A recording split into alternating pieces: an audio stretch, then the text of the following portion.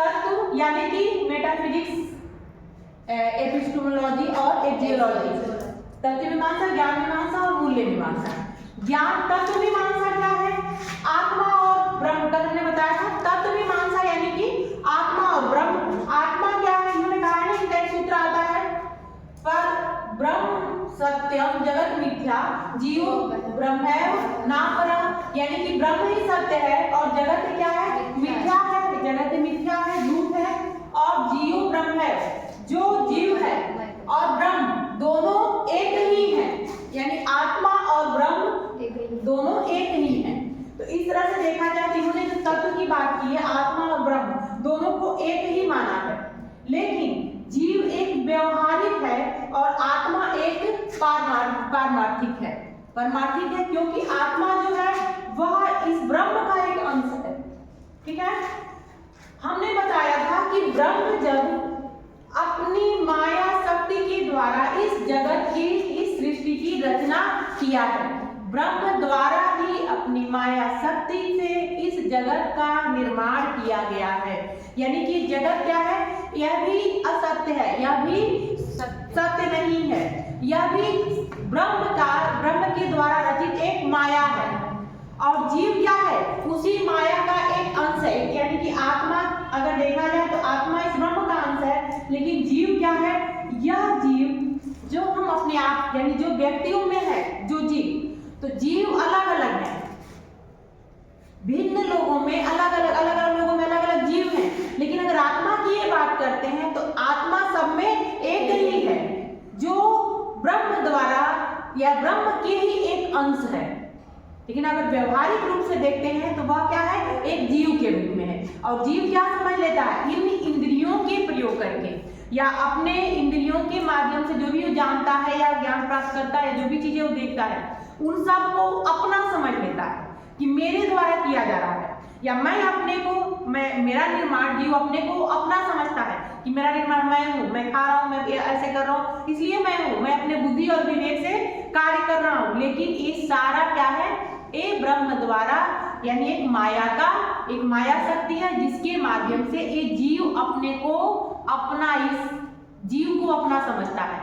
जीव यानी जो हम, ठीक है, जो हमारे अंदर है, तो वह आत्मा अगर जीव से भी ऊपर की चीजें हैं, जो आत्मा है जीव से ऊपर की चीजें हैं, उसको जानने के लिए आप स्व को जाने, कहा गया ना तत्वसी कहा गया ना, यानी कि तुम ही हो जो मैं हूं, मैं ही ब्रह्म। लेकिन इस चीज को जानने के लिए हमें क्या चाहिए? आध्यात्मिक ज्ञान की आवश्यकता है। इस चीज को जानने के लिए व्यक्ति को आध्यात्मिक अलौकिक ज्ञान की आवश्यकता है, जिसको इन्होंने कहा है असली ज्ञान, उसी को ये मानते हैं। और जो लौकिक ज्ञान है यह तो व्यवहारिक जीवन जीने के लिए है, लेकिन जो हमारे अंतिम उद्देश्यों की प्राप्ति, यानी जो मोक्ष की प्राप्ति करा, जो मुक्ति हमें दिलाएगा, वह क्या है? परमार्थिक ज्ञान। वह क्या? आध्यात्मिक ज्ञान। ठीक है, वह क्या है? अलौकिक चीज, अलौकिक यानी आध्यात्मिक, जिसको हम जान के ही हम अपने आत्मा के बारे में जान पाएंगे। जब वह उस ज्ञान की प्राप्ति हो जाएगी तो फिर वह आत्मा, यानी हमारा ये जो है मुक्ति मिल जाएगी। मुक्ति मतलब कि आत्मा फिर वह ब्रह्म में विलीन हो जाएगा। ठीक है, इसीलिए इन्होंने कहा है कि उदाहरण देते हैं कि ब्रह्म जो है वह अपने ही तत्वों से, उसको मकड़ी की जात कहते हैं ना, मकड़ी जैसे अपने ही तत्वों से जो लिक्विड जो निकलता है, तरल पदार्थ, उसी से जाल बनाती है और उसी जाल में सबको फंसाती है, मकर जाल। वैसे ही अपने ही द्वारा इस सारी सृष्टि की रचना की, और आत्मा भी उन्हीं का अंश है। और उसी से आत्मा जो है अपने आप को जीव समझ लेता है, जीव के रूप में है, और जीव जो है वह इस संसार को अपना समझ लेता है, जबकि ये संसार ब्रह्म से ही निकला हुआ है और ब्रह्म में ही विलीन हो जाएगा। ये वेदांत दर्शन का जो है, यह इनके विचार है, वेदांत दर्शन का विचार है। और वेदांत दर्शन इसलिए तत्व माना है, ज्ञान के लिए ही बात करें तब तो ब्रह्म आत्मा इन दोनों को एक तत्व माना है, एक ही तत्व कहते हैं। इसके साथ ही जगत, अभी हमने जगत की बात की, जगत अगर इन तत्वों को लिया जाए, जगत तत्व की बात करें तो जगत यानी वर्ल्ड, संसार, जगत मतलब वर्ल्ड, संसार। तो संसार क्या कहा है? संसार कहा है ये माया शक्ति द्वारा, ब्रह्म के द्वारा ही ठीक है। ब्रह्म संसार, संसार इसलिए क्या है, संसार नश्वर है। संसार क्या है, नश्वर है, यह नष्ट हो जाएगा, यह हमेशा नहीं रहेगा। ठीक है। आत्मा और जीव को क्या क्या है, जीव अगर व्यवहारिक रूप से देखा जाए तो जीव है और परमार्थिक में ही आत्मा है, इसीलिए जीव और आत्मा में भी थोड़ा सा का अंतर है, इसमें भी इन्होंने अंतर कहा है। ठीक है। ब्रह्म तो साक्षात पर ब्रह्म है, जो निराकार है, जिसका कोई आकार, जो जिसकी कोई अंत नहीं है, जिसकी आदि अंत नहीं है ना, जो अविनाशी है, जो कभी नाश नहीं हो सकता, वह उसी के द्वारा रचित पूरी सृष्टि है। ब्रह्म से ही पूरे ब्रह्मांड या ये पूरे जो है संसार जगत की रचना हुई है। ठीक है। तो जगत क्या है, माया। और माया क्या है, माया जो क्या है, हमने कहा था माया, माया अविद्या है। अविद्या, माया क्या है, अविद्या है। अविद्या के कारण ही हम इस माया के बंधन में पड़ जाते हैं और हम अपने शरीर को, इस आत्मा को अपना समझ ले बैठते हैं। ठीक है। तो जीव को अपना समझ बैठते हैं कि मेरे द्वारा किया जा रहा है। ज्ञान प्राप्ति के, अब इसमें समझिए ज्ञान मीमांसा में क्या कहा है, ज्ञान प्राप्ति के, चूंकि इन्होंने दो विषय कहा है, परा और अपरा। परा और अपरा, अपरा यानी कि यहाँ पे हमें लौकिक जीवन में जीने के लिए, जहाँ पे हमें व्यवहारिक ज्ञान दे दिया जा सके, व्यवहारिक चीजों को हम जान सके। परा मतलब अलौकिक, जो आध्यात्मिक सीख है, और इनके सीखने की 3 तरीके हैं ज्ञान प्राप्ति के, श्रवण, मनन और निधिध्यासन। इसके साथ ही इसके जो साधन है, चतुष्टय साधन कहा गया है। चतुष्टय साधन में 4 भागों में नित्य, अनित्य, वस्तु और विवेक, ये चीज नित्य अनित्य, नित्य अनित्य एक ही में है, नित्य अनित्य क्रम से लिखते जाइएगा आप कभी चाहें तो। पहला नित्य, अनित्य, वस्तु, विवेक, सम, इनको नोट करें। अब क्या है नित्य, क्या है नित्य अनित्य, क्या है, जो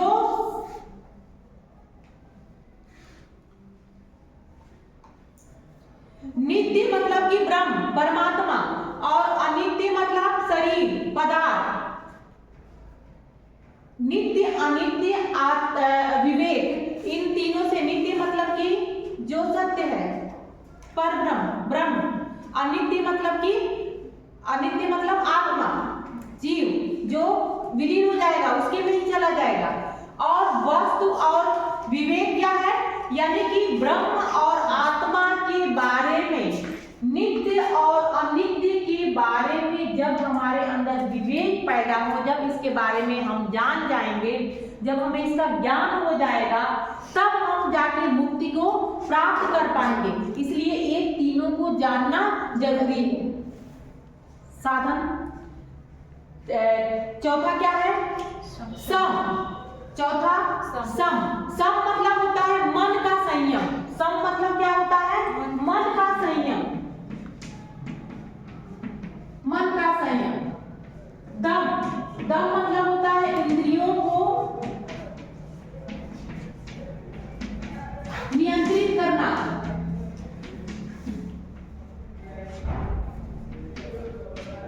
दम मतलब होता है इंद्रियों को नियंत्रित करना, अपने वश में करना, ये साधन है। उपरत, उपरत,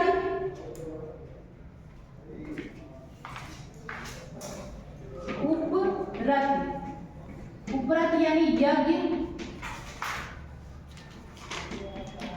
आदि साधनों का को विरक्त करना, अलग करना।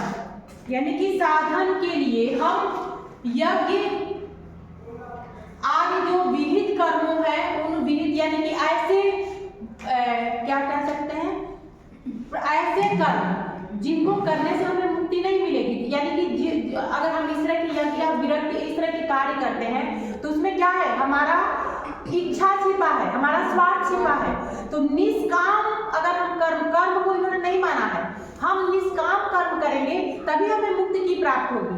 जब हम किसी इच्छा शक्ति से कार्य करेंगे कह रहे ना पूजा पाठ यज्ञ इस तरह के विरक्त इस तरह के कार्य करेंगे तो वहां हम क्या कर सकते हैं, परमार्थ की प्राप्ति नहीं होगी, आध्यात्मिक ज्ञान हमें नहीं मिलेगा, क्योंकि इन्होंने निष्काम कर्म की बात कही है।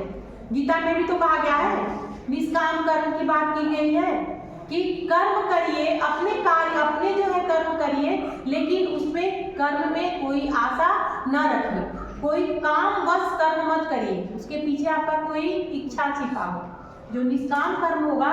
इसलिए उन्होंने कर्म को नहीं मानते हैं, कर्म करिए लेकिन कर्म में क्या हो, कोई आशा न हो, आपको कुछ पाने की इच्छा न हो, वो बात कहते हैं। और भोग विरक्त,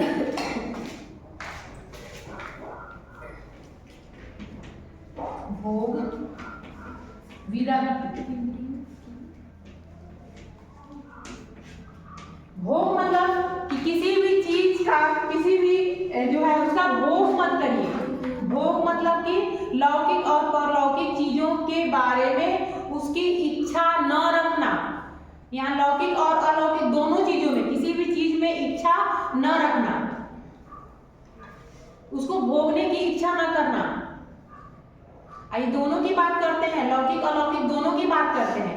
जब हम अलौकिक चीजों को भी सोचेंगे हमें करेंगे तो हमें स्वर्ग मिल जाए, है ना, हम कहें हमें सुख सुविधा मिले, हम ईश्वर जाए, वो भी इन्होंने कहा इच्छा शक्ति, उसको भी मत रखिए, निष्काम करिए, ठीक है, तब आप मुक्ति, तब उस पर ब्रह्म को आप पहचान, उसमें विलीन हो पाएंगे। और भोगों से विरक्त, अलग होना, दूर होना, ये क्या है, इनके चतुष्टय साधन है। इसी को इन्होंने आज जो कहा है चतुष्टय, चतुष्टय कहा है।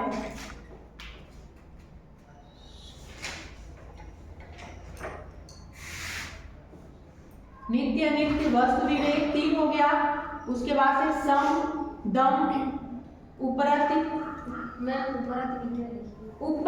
उपरति यज्ञ आदि विहित कर्मों का त्याग लिख सकते हो, यज्ञ आदि विहित कर्मों का त्याग, ऐसे कर्म जहां पे काम इच्छा से हम किए गए कर्म हो उसको त्याग देना, ठीक है। फिर भोग विरक्ति,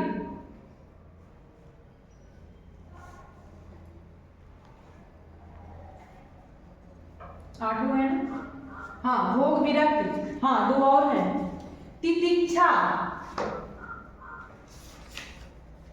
तितिक्षा मतलब 8वां हो गया, 9वां यहाँ लिख रहे हैं।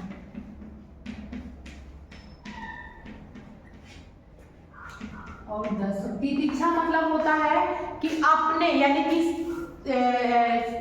अपने श्रेष्ठ जनों का या ज्ञानियों का उनका सम्मान करना, उनका सम्मान करना, आदर करना। तितिक्षा मतलब होता है सुख दुख के भाव को त्याग कर अपने से बड़ों को सम्मान करना, यानी जो सम्मान के योग्य है उनका सम्मान करना, बिना किसी सुख और दुख की इच्छा रखे बिना, ठीक है, कि वो अगले को हम सम्मान क्या करते हैं, हम क्या करते हैं, हम किसी से जिससे उम्मीद होती है उसकी सम्मान करते हैं, ठीक है, कि वो होता है ना कि उससे हमको फायदा है इसलिए उसको हम रिस्पेक्ट देते हैं। ये क्या है, सारा चीजें इन्होंने विरोध किया है इन सब चीजों का, कि सम्मान हम दिल से करें और उसका करें, उसके पीछे कोई सुख दुख या कोई स्वार्थ की भावना न रखें। तो अपने से श्रेष्ठ जन या गुरुजनों का या विद्वानों का सम्मान करें। और लास्ट है मुमुक्षत्व, मुमुक्षत्व, मुमुक्षत्व मतलब मोक्ष को प्राप्त करने के लिए, मोक्ष प्राप्ति, मोक्ष प्राप्ति। अब मोक्ष प्राप्ति के लिए क्या है,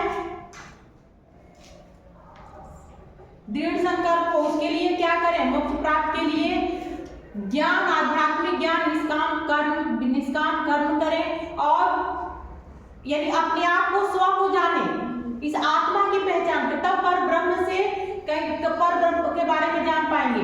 यानी इस शरीर से, इस मन से, जीव से भी ऊपर की चीजें बताई हैं, उसके बाद हमें मोक्ष की प्राप्ति होगी। मोक्ष इतनी आसानी से नहीं मिलता इनके कहने के अनुसार। ठीक है, ये हो गया ज्ञान मीमांसा, ठीक है, जो जिसके साधन बताए हैं। और मूल्य मीमांसा क्या है? यही अंतिम उद्देश्य मोक्ष की प्राप्ति। तभी हमारे जीवन का अंतिम उद्देश्य क्या है? मोक्ष की प्राप्ति, मोक्ष या मुक्ति की प्राप्ति उद्देश्य माना है। ठीक है, अब यहाँ से कुछ ऐसे टर्मिनोलॉजी हैं, कुछ ऐसे वर्ड हैं। अभी हमने बताया आपको, जगत बताया, ब्रह्म बताया। ब्रह्म मतलब कि साक्षात पर ब्रह्म, ठीक है, जो निराकार ब्रह्म यानी कि जो अनंत है, ब्रह्म यानी कि जो सर्वव्यापी है, ब्रह्म यानी कि सर्वशक्तिमान है, ब्रह्म यानी कि निगुण है, जिसका कोई निराकार है, जिसका कोई आकार नहीं है, वही सत्य है, वही आदि है, वही अंत है। ठीक है, आत्मा यानी कि उसका एक अंश, ब्रह्म का ही एक अंश है, अलग आत्मा है।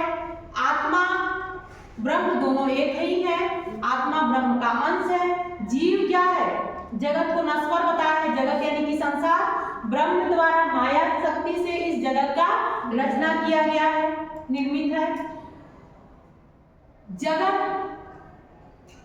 अगर देखा जाए तो परमार्थिक दृष्टि से क्या है? असत्य है, जबकि ये सत्य लगता है। अगर इसको ऊंचे, अगर परमार्थिक यानी कि इसका कोई अर्थ ना हो, ऊपर की चीजें जिसको हम समझने के लिए हमें यहां से समझना पड़ेगा, हम सामान्य उसको इंद्रियों के माध्यम से नहीं समझ सकते।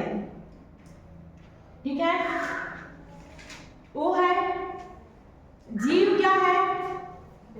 जीव आत्मा की ही एक रचना है, जीव को आत्मा की एक रची गई रचना है, जिसे हम अपना समझते हैं, हम अपना समझते हैं, जबकि ये है आत्मा, ईश्वर यानी कि ब्रह्म का एक अंश। इस तरह से आत्मा हमने अभी बताया कि आत्मा एक नहीं है, जीव अलग अलग है। ऐसा जीव मिलके कहा जाएंगे? अगर आत्मा के स्वरूप में आए तो परमार्थिक, तब हम आत्मा अगर हमें अपनी समझ में आ जाए, यानी हम स्व को समझ जाए, तत्वसी यानी कि अगर हम, यानी कि तुम वही हो ब्रह्म, अगर इस बात को हम समझें, तत्वसी इन्होंने कहा है कि इनके शब्द आते हैं,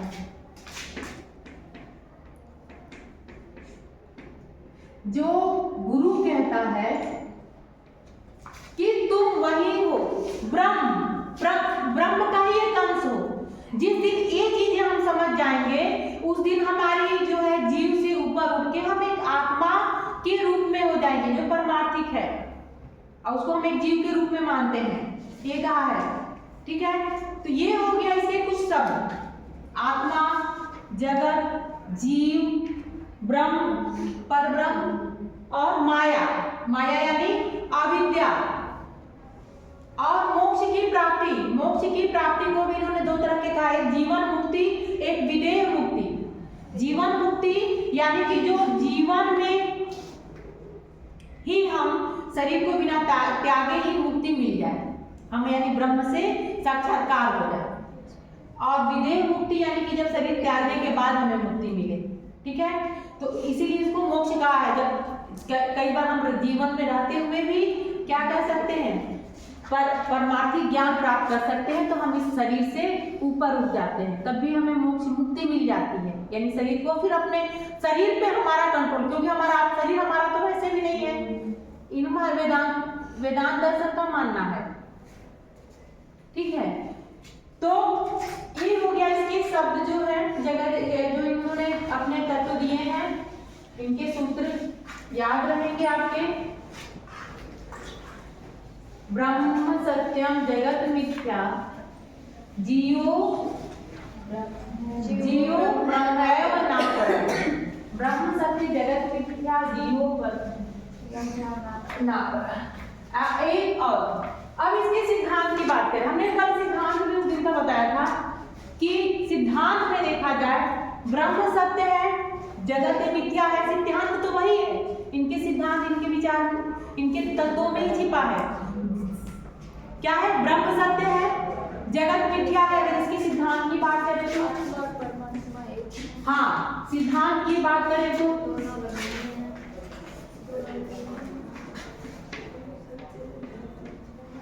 ब्रह्म सत्य, जगत मिथ्या है, आत्मा परमात्मा एक नहीं है। हाँ आत्मा परमात्मा क्या है, एक है, एक तत्व है, दोनों अलग नहीं है।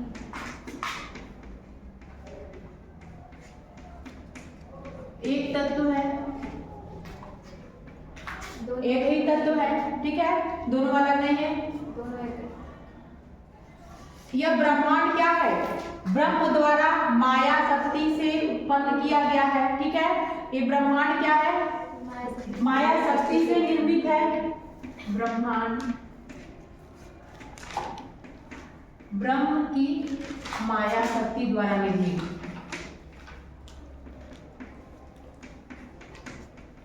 निर्मित है, ये सारे इसके सिद्धांत कह सकते हैं यार है। मनुष्य का अंतिम उद्देश्य क्या है, मोक्ष की प्राप्ति।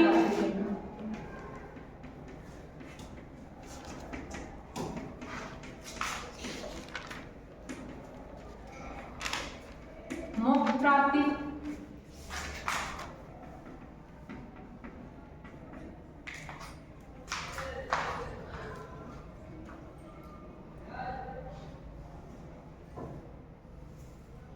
मुक्ति के लिए या मोक्ष प्राप्ति के लिए या मुक्ति के लिए क्या है, ज्ञान कर्म और भक्ति, ज्ञान मार्ग, कर्म मार्ग और भक्ति मार्ग। ज्ञान मार्ग मुक्ति के लिए क्या है, के लिए ज्ञान मार्ग, कर्म ज्ञान, ज्ञान कैसा मार्ग और भक्ति मार्ग। ज्ञान कैसा, आध्यात्मिक ज्ञान, ठीक है, ज्ञान कैसा, आध्यात्मिक ज्ञान। कर्म कैसा, निष्कर्म, निष्कर्म कर्म। भक्ति कैसा, भक्ति तो जानते हैं, विरक्त, जिसमें कोई आशय ना हो, जिसमें कोई आसक्ति ना हो, वैसी भक्ति की बात करते हैं। और ज्ञान के लिए श्रवण मनन और निधिध्यासन और चतुष्टय का पालन करना जरूरी है। अभी लिखवाया था हमने, यस, श्रवण मनन और निधिध्यासन।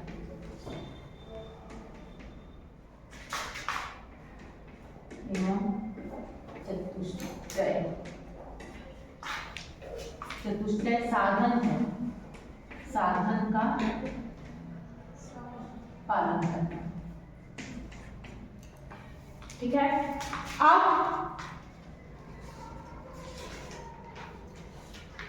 ये हो गया इसके सिद्धांत, वेदांत दर्शन के सिद्धांत। वेदांत दर्शन के जो हमने सूत्र बताए थे, इसी सूत्र पर ही आधारित है, ठीक है।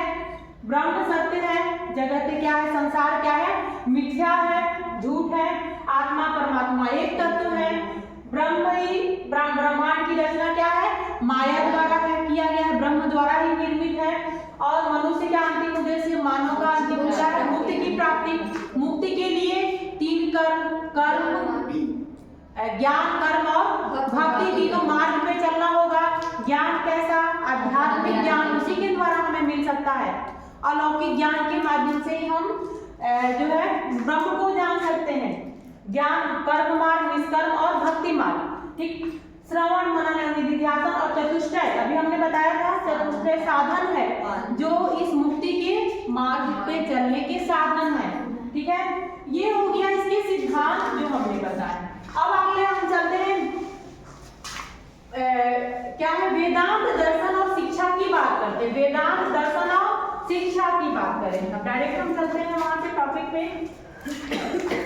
अभी देखा आपने वेदांत दर्शन, वेद क्या कहते हैं, आपने वेद वैदिक कालीन शिक्षा पढ़ा है ना, वैदिक कालीन शिक्षा। yes, तो शिक्षा की अगर बात करें हम वैदिक काल में, क्योंकि हम वेदों पर आधारित है। वेदांत दर्शन क्या है, वेदों का अंतिम भाग, ठीक है। तो वेद जो कहते हैं उसकी चीजें यहाँ पे इसमें मिलेंगी आपको, उन्हीं के विचार हैं। शिक्षा क्या है,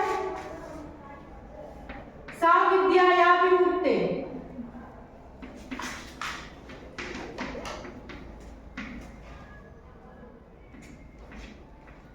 ऐसी विद्या, विद्या मतलब शिक्षा, जो हमें मुक्ति प्रदान करे। यानी कि शिक्षा किस लिए हो, मुक्ति प्राप्ति के लिए,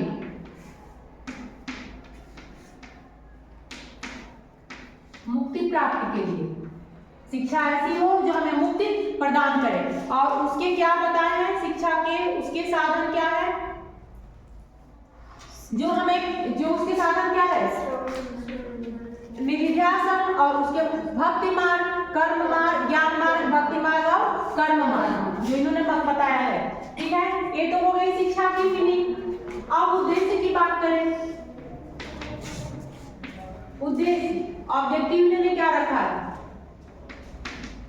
आप एक समझ जाएगा। उद्देश्य वही है वैदिक शिक्षा में जो आपने उद्देश्य परापरा, उद्देश्य क्या है, दो विषय है, जैसे परा और अपरा। ठीक है, परा यानी कि आध्यात्मिक ज्ञान, ठीक है, परा और ही आध्यात्मिक ज्ञान, और अपरा मतलब नहीं मैम, परा मतलब अलौकिक, परा मतलब अलौकिक ज्ञान और अपरा मतलब आध्यात्मिक ज्ञान। तो अब अपरा यानी कि आध्यात्मिक ज्ञान प्राप्त करना इसके मार्ग है। और जब इस संसार में हमें व्यवहारिक ज्ञान लेने के लिए क्या करना होगा, शारीरिक विकास करना होगा, है ना, समाज में जब रहना है तो। ठीक है, तो सारी आध्यात्मिक ज्ञान इनका पहला ही है।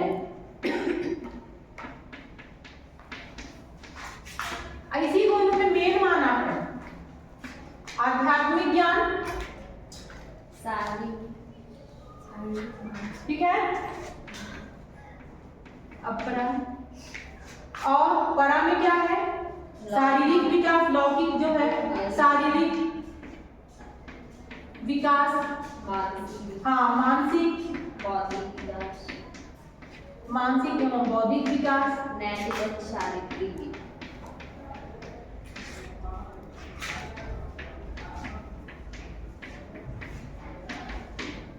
चारित्रिक,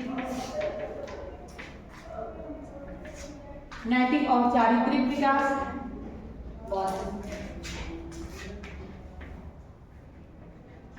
वर्णानुसार, इन्होंने वर्ण व्यवस्था पर आधारित, वर्णानुसार योग्य व्यवसाय, व्यावसायिक शिक्षा, हाँ व्यावसायिक शिक्षा, व्यवसायिक ज्ञान, इंद्रिय निग्रह व चिन्ह। हाँ इंद्रिय निग्रह क्या है,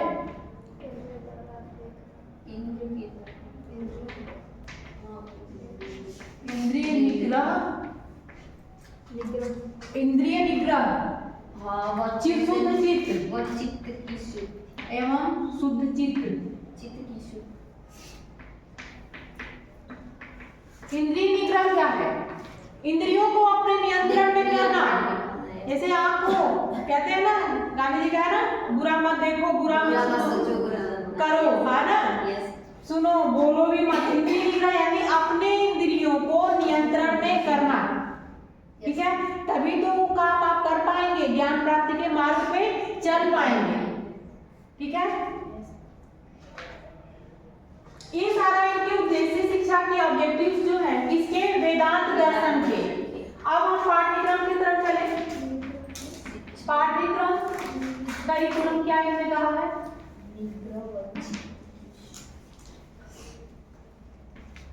अब पाठ्यक्रम, पाठ्यक्रम में हमने बोला ही है, परा और अपरा, लौकिक और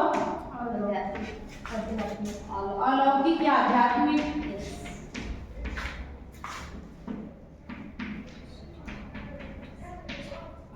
अलौकिक या आध्यात्मिक, परा और अपरा विषय को माना है।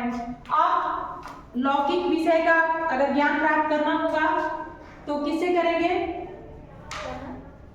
लौकिक विषय, लौकिक विषय परमार्थिक और पारमार्थिक विषय और क्रिया द्वारा, परमार्थिक विषय और क्रिया द्वारा।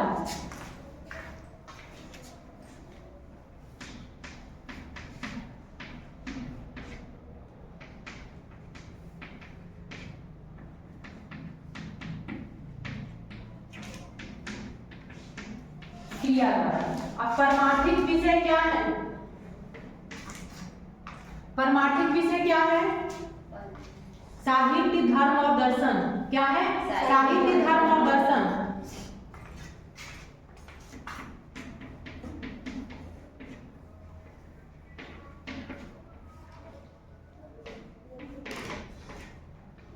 इंडियन फिलॉसफी हमेशा धर्म से जुड़ा हुआ है, तभी तो गीता हमारा धार्मिक पुस्तक है। अब गीता और वेद क्या है? उन्हीं के वेदांत है, ठीक है। तो दर्शन जो है हमेशा उसकी धर्म और उससे जुड़ा हुआ है। अब क्रिया क्या है? क्रिया यम नियम है ना, यस यम नियम प्राणायाम प्रत्याहार है ना, धारण ध्यान और समाधि जो अष्टांगिक मार्ग है। क्रिया क्या है? अष्टांगिक मार्ग।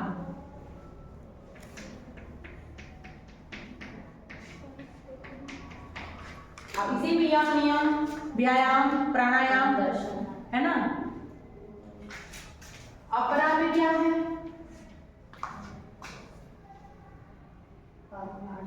उल्टा कर दिए हैं। एक बेटा ध्यान रखना, ये अलौकिक विषय है जो ये फिर साइन दे धर्म। हाँ, ये क्या है? अलौकिक विषय है। आध्यात्मिक ही है ना। हाँ, तो आध्यात्मिक यानी कि अलौकिक, तो इसको उल्टा कर दिया है ना, हम लौकिक कर दिए हैं। सही है, सही है ना। हाँ वही। परा मतलब? अरे मैम सही था वो। परा मतलब परा मतलब लौकिक, तो लेकिन ये लौकिक के विषय नहीं है ना, आध्यात्मिक विषय नहीं है। हाँ। ये आध्यात्मिक, तभी तो कह रहे हैं उल्टा हो गया है, ठीक है ना। इसको इधर कर लीजिएगा, ठीक है।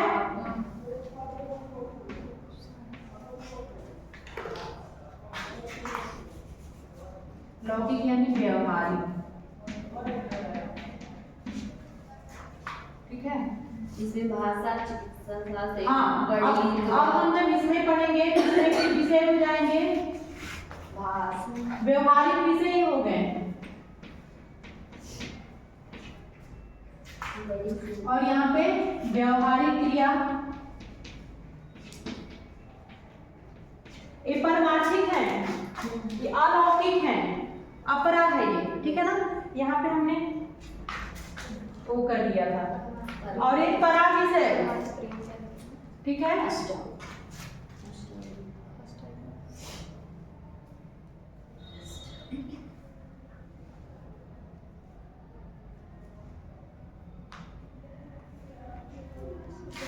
अलौकिक है,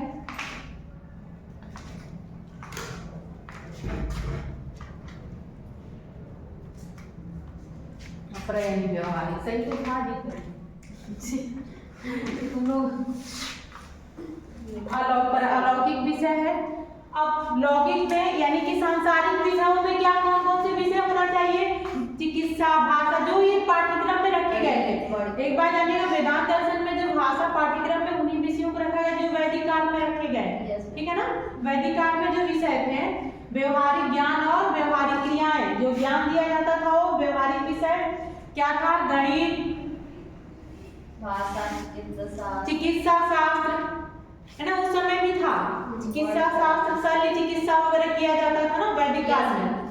भाषा, गणित, वर्ण क्रम यानी कि वर्णों के अनुसार व्यवसाय की प्रशिक्षण देना, वर्णों के अनुसार व्यवसाय ज्ञान देना, ठीक है ना। भाषा, चिकित्सा, वर्ण कर्म या वर्णों के अनुसार ज्ञान प्राप्त करना, व्यवसायिक ज्ञान, ठीक है। व्यवहारिक क्रिया में क्या है? व्यवहारिक क्रिया यानी कि आसन, व्यायाम, भोजन, ब्रह्मचर्य, है ना। क्योंकि हम शारीरिक फिट तभी तो रहेंगे जब हम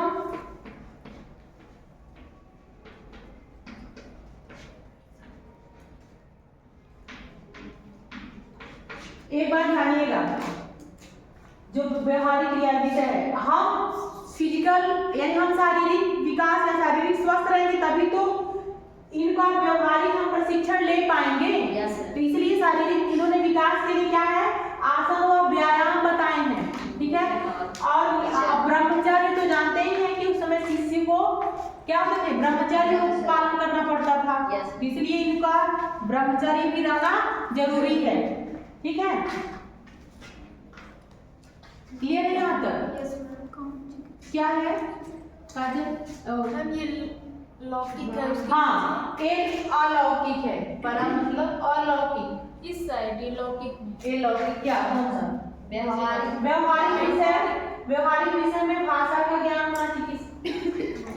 वर्ण कर्म यानी वर्णों के अनुसार कर्म कराना, विषय का ज्ञान करना था ना। वैदिक काल में देखा होगा वर्ण आधारित कर्म करने की व्यवस्था थी, यानी कि जो है इनका जो क्रम, हाँ क्रम व्यवसायिक प्रशिक्षण, व्यावसायिक ज्ञान हो जाएगा, ठीक है। वर्ण क्रम व्यवसायिक ज्ञान कराना, ये हो गया। वेदों के काल में आपने देखा होगा 3 वर्ण शिक्षा को प्राप्त करने का जो है ब्राह्मण, क्षत्रिय और वैश्य को ही था। वर्ण आधारित शिक्षा व्यवस्था थी, पढ़ा है ना। इसलिए शिक्षा में इनकी कमियां भी, वेदांत दर्शन का मूल्यांकन जब करेंगे तो उसमें उनकी कमियां भी हैं। अब एक खत्म में शिक्षण विधियां चलते हैं।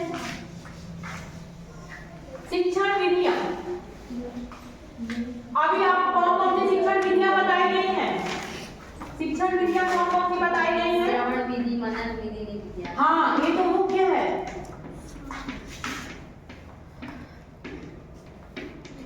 विधियां श्रवण, मनन और निध्यासन। प्रश्नोत्तर विधि, तर्क विधि, व्याख्यान विधि। ये समझते हैं ना तीनों विधि का मतलब? हाँ, चलिए उसके बाद से प्रश्नोत्तर विधि, प्रत्यक्ष विधि, तर्क विधि, मौखिक विधियां ज्यादा प्रयोग की जाती थी। व्याख्यान, प्रत्यक्ष विधि, व्याख्यान मतलब क्या होता था? भाषण विधि, भाषण विधि। और स्वाध्याय विधि, तर्क विधि। स्वाध्याय भी कराने पे जोर दिया जाता था। कथोपकथन मतलब कि कथा कहते, कथा विधि चलता था ना। कथोपकथन विधि, जिसे कथा के माध्यम से दृष्टांत मतलब कि दृश्य जो देखी गई चीजों के बारे में बच्चों को उदाहरण देते हुए समझाना, यानी देखी हुई चीजों को बताना, ठीक है। क्योंकि उस समय मौखिक विधियां चलती थी ना, दृष्टांत विधि वही होता है। जैसे हमने कहीं देखा उस चीज को आपको समझाया, बताया, ठीक है, कहानी के रूप में। कथोपकथन होता है, दृष्टांत, उपदेश या व्याख्यान वही हो गया, ठीक है ना। व्याख्यान या भाषण या उपदेश, ठीक है। अध्यारोपण क्या है? अध्यारोपण और अपवाद विधि। अध्यारोपण यानी किसी के बारे में बताने के लिए उस पर आरोप लगाना, यानी सृष्टि की रचना क्यों हुई है? माया की वजह से। उसके कारण बता के ऐसी विधियों का प्रयोग किया जाता था, ठीक है। क्योंकि इस समय विधियां कौन सी प्रयोग की जाती थी? मौखिक विधि, ठीक है। अब यहाँ पे हम देखते हैं तो ये शिक्षण विधियां, शिक्षक को क्या कहा है? शिक्षक और छात्र। शिक्षक क्या था? गुरु। वैदिक काल में जिस तरह पढ़े हैं ना, गुरु आध्यात्मिक पिता होता था।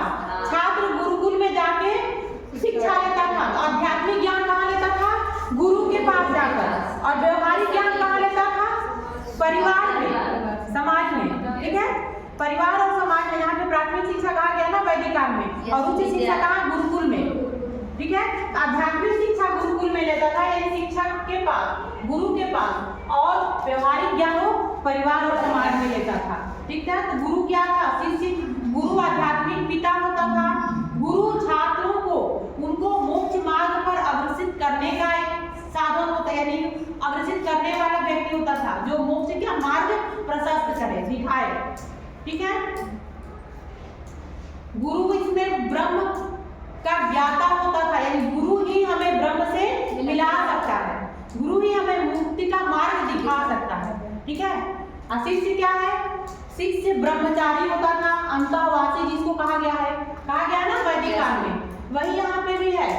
तत्वमसि गुरु वही कहा गया है, इंद्रियों शिष्य जो है अपनी इंद्रियों को वश में करे तभी वह ब्रह्म हो सकता है। तुम ही ब्रह्म को कहा है गुरु ने शिष्य को, लेकिन तब जब वह अपनी इंद्रियों को वश में करे, जब वह उनके कहे गए मार्ग पे चले। ठीक है। विद्यालय क्या है? विद्यालय के बारे में इन्होंने क्या कहा है? विद्यालय आध्यात्मिक शिक्षा का गृह है। ठीक है ना, क्योंकि विद्यालय यानी गुरुकुल। वैदिक काल में क्या था विद्यालय? गुरुकुल, जहाँ पे गुरु के ही आदेशों का पालन करना है आपको। वहाँ पे कुछ दिनचर्या नियम बनाए गए हैं, उस कठोर नियम व उनकी दिनचर्याओं का पालन करना है। ठीक है, गुरुकुल है। अनुशासन क्या है? अनुशासन, शंकराचार्य ने अनुशासन, डिसिप्लिन। अनुशासन क्या है? अनुशासन यानी कि इन्होंने शंकराचार्य ने अनुशासन की 4 अवस्थाएं बताई हैं। 4 अवस्थाएं बताई हैं। क्या क्या? क्षिप्त अवस्था, अनुशासन की अनुशासन की 4 अवस्थाएं। पहला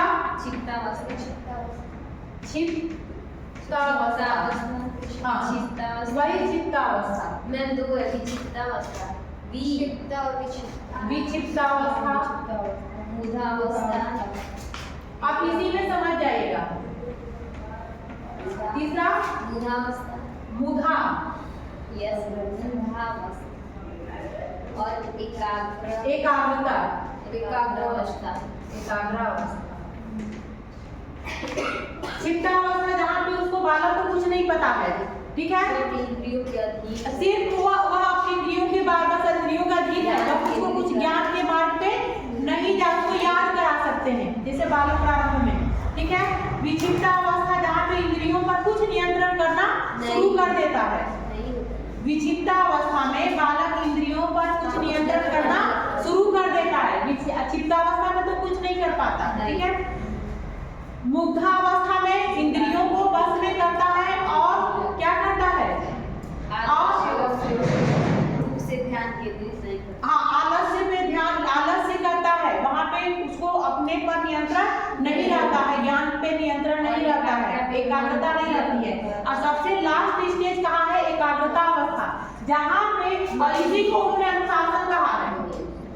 इसी को उन्होंने अनुशासन कहा, जहाँ पे हम अपने मन में, इंद्रियों पर और अपने पे जो है नियंत्रित कर लें और आत्मा पे नियंत्रण जब पा जाए, उसी को उन्होंने अनुशासन कहा है।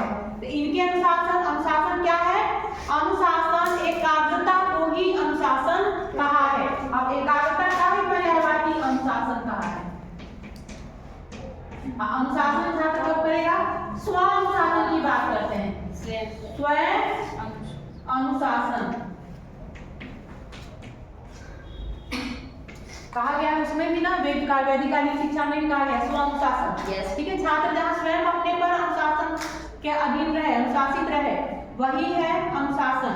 और उसमें रहने के लिए अष्टांगिक मार्ग पे चलने की बात कही है।